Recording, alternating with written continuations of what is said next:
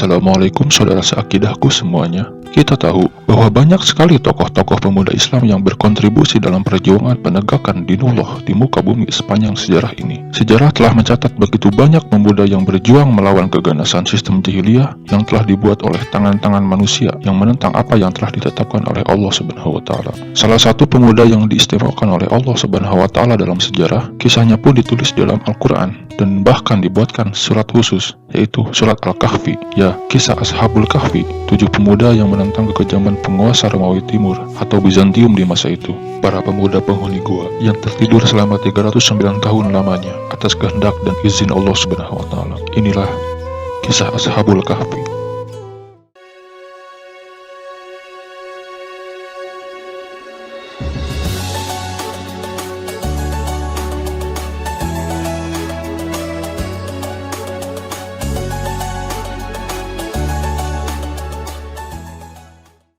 Allah Subhanahu wa taala berfirman, "Ingatlah tatkala pemuda-pemuda itu mencari tempat berlindung ke dalam gua. Lalu mereka berdoa, 'Wahai Rabb kami, berikanlah rahmat kepada kami dari sisimu dan sempurnakanlah bagi kami petunjuk yang lurus dalam urusan kami ini.'" Surat Al-Kahfi ayat 10. Menurut beberapa sejarawan Islam, ketujuh pemuda tersebut bernama Maxalmena, Martinus, Castunus, Bairunus, Danimus, Yatbunus, dan Tamlika, serta seekor anjing bernama Khidmir yang dipercaya sebagai satu-satunya anjing yang masuk surga. Dalam beberapa keterangan disebutkan bahwa mereka adalah para pengikut Nabi Isa alaihi salam, mengingat bahwa mereka hidup di zaman sebelum Nabi Muhammad SAW dilahirkan.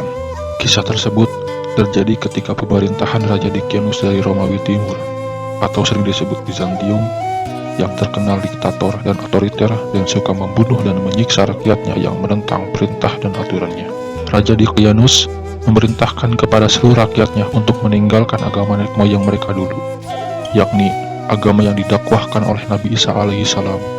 Dulu mereka menyebutnya dengan sebutan para pengikut tauhid, yakni hanya menyembah satu Tuhan saja, Allah Subhanahu wa taala. Siapapun yang menentang aturan raja akan ditangkap dan disiksa sehingga mereka murtad, meninggalkan al-haq kepada kebatilan dengan menyembah berhala dan ritual penyembelihan hewan sebagai persembahannya. Dikianus termasuk raja berdarah dingin, membunuh siapa saja yang tidak tunduk pada perintahnya. Dan ketika mereka tetap bersikeras, kuat akidah di dalam hatinya, dan tetap ingin menyembah Tuhan yang satu, yaitu Allah Subhanahu wa taala, maka mereka akan dibunuh secara sadis. Biasanya mereka akan dibunuh dan disiksa dengan cara disalib dan dipertontonkan di depan orang banyak, sehingga menjadi pelajaran bagi rakyat yang tidak mau menuruti perintah Raja Dikianus untuk menyembah berhala.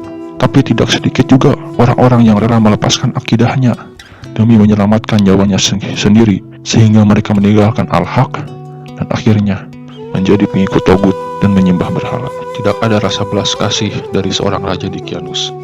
Pemaksaan teologi raja membuat para pemuda-pemuda pembesar Romawi dan pengikut agama tauhid mengambil sikap pemberontakan terhadap sistem jahiliyah ini. Mereka para pemuda cerdas dan pemberani mengungkapkan kebenaran teologi yang mereka ikuti di hadapan sang raja. Dalam argumentasinya, mereka mampu menggabungkan logika ketuhanan dari sifat rububiyah dan uluhiyah secara bersamaan, seperti yang terekam dalam surat Al-Kahfi ayat 14. Dan kami meneguhkan hati mereka di waktu mereka berdiri. Lalu mereka pun berkata, "Tuhan kami adalah Tuhan seluruh langit dan bumi. Kami sekali-kali tidak menyeru Tuhan selain Dia. Sesungguhnya kami kalau demikian telah mengucapkan perkataan yang amat jauh dari kebenaran." Perlu diketahui, dalam beberapa keterangan, para pemuda itu sangat dekat dengan sang raja. Para pemuda itu bagian dari anggota kerajaan yang mempunyai peran penting. Bahkan ada riwayat yang mengatakan kalau Ashabul Kahfi adalah pemuda-pemuda pilihan yang dijadikan sebagai pengawal kerajaan. Bahkan salah satu dari mereka yang paling dewasa, yang bernama Maxalmena, atau sering disebut Maximilianus, adalah penasihat raja. Mereka pintar dalam bersiasat, menyembunyikan keinginan mereka di hadapan sang raja. Seringkali mereka beribadah kepada Allah Subhanahu wa taala secara sembunyi-sembunyi. Ketika saatnya mereka mengemukakan pendapat dan berdakwah di hadapan sang raja, alangkah terkejutnya dan sang raja merasa mendapat perlawanan. Namun cara yang dilakukan tidak langsung konfrontatif, akan tetapi lebih diplomatis dengan menangguhkan ancaman pembunuhan yang dijanjikan dan mencopot jabatan Ashabul Kahfi sebagai anggota kerajaan dengan segala baju kebesaran mereka. Mereka seringkali mendapat ancaman pembunuhan jika mereka masih mempertahankan akidahnya. Dan bahkan, para pemuda ini rela namanya dicoret dari anggota keluarga kerajaan. Hingga pada akhirnya, sang raja memerintahkan kepada pasukannya untuk menangkap mereka, lalu kemudian membunuh mereka. Para pemuda itu lari dan keluar dari lingkungan kerajaan, ditemani dengan seekor anjing yang setia yang bernama Khidmir, anjing satu-satunya yang dijanjikan Allah Subhanahu wa Ta'ala akan masuk surga. Dalam pelarian mereka mencari tempat berlindung, mereka pun menemukan gua untuk bersembunyi. Ada riwayat yang mengatakan bahwa gua itu memang sebelumnya sering dikunjungi oleh mereka untuk beribadah secara bersembunyi. Allah Subhanahu wa Ta'ala berfirman, "Dan apabila kamu meninggalkan mereka dan apa yang mereka sembah selain Allah, maka carilah tempat berlindung di dalam gua itu. Niscaya Tuhanmu akan melimpahkan sebagian rahmatnya kepadamu dan menyediakan sesuatu yang berguna bagimu dalam urusanmu." Kemudian mereka pun masuk ke dalam gua itu dan berdoa kepada Allah Subhanahu wa Ta'ala. Allah Subhanahu wa Ta'ala berfirman, "Ingatlah ketika pemuda-pemuda itu berlindung di dalam gua, lalu mereka berdoa, 'Ya Tuhan kami, berikanlah rahmat kepada kami dari sisi-Mu dan sempurnakanlah petunjuk yang lurus bagi kami dalam urusan kami.' Kemudian para pasukan Raja Dicyanus terus mengejar mereka dari belakang, sehingga mereka pun menemukan gua itu dan mencurigai sebagai tempat persembunyian para pemuda soleh itu. Kemudian sang raja dan pasukannya masuk ke dalam gua itu untuk memastikan mereka ada di dalamnya. Allah Subhanahu wa Ta'ala berfirman, "Dan engkau mengira mereka itu tidak tidur, padahal mereka tidur, dan kami bolak-balikan mereka ke kanan dan ke kiri, sedang anjing mereka membentangkan kedua lengannya di depan pintu gua. Dan jika kamu menyaksikan mereka, tentu kamu akan berpaling melarikan diri dari mereka, dan pasti kamu akan dipenuhi rasa takut terhadap mereka." Surat Al-Kahfi ayat 18. Dalam ayat tersebut menjelaskan bahwa sang raja dan pasukannya merasa ketakutan setelah mereka masuk ke dalam gua dan mengira mereka sudah mati. Sang raja dan pasukannya pun meninggalkan gua itu. Para pemuda itu tertidur sangat lelap hingga Allah membangunkan mereka dalam keadaan kebingungan. Allah Subhanahu wa Ta'ala berfirman, "Kemudian kami bangunkan mereka agar kami mengetahui manakah di antara kedua golongan itu yang lebih tepat dalam menghitung berapa lamanya mereka tinggal di dalam gua itu." Surat Al-Kahfi ayat 12. Kemudian mereka pun mulai mengira-ngira berapa lama mereka tertidur. Allah Subhanahu wa Ta'ala berfirman, "Dan demikianlah kami bangunkan mereka agar di antara mereka saling bertanya. Salah seorang di antara mereka berkata, 'Sudah berapa lama kamu berada di sini?' Mereka menjawab, 'Kita berada di sini sehari atau setengah hari.' Berkata yang lain lagi, 'Tuhanmu lebih mengetahui berapa lama kamu berada di sini. Maka suruhlah salah seorang di antara kamu pergi ke kota dengan membawa uang perakmu ini, dan hendaklah dia lihat manakah makanan yang lebih baik, dan bawalah sebagian makanan itu untukmu. Dan hendaklah dia berlaku lemah lembut, dan jangan sekali-kali menceritakan halmu kepada siapapun." Surat Al-Kahfi ayat 19. Hingga pada akhirnya mereka merasa lapar, dan salah satu di antara mereka harus pergi keluar dan mencari makanan. Dalam beberapa riwayat menyebutkan bahwa yang pergi keluar untuk mencari makanan adalah Maximilianus, orang yang paling dewasa di antara mereka.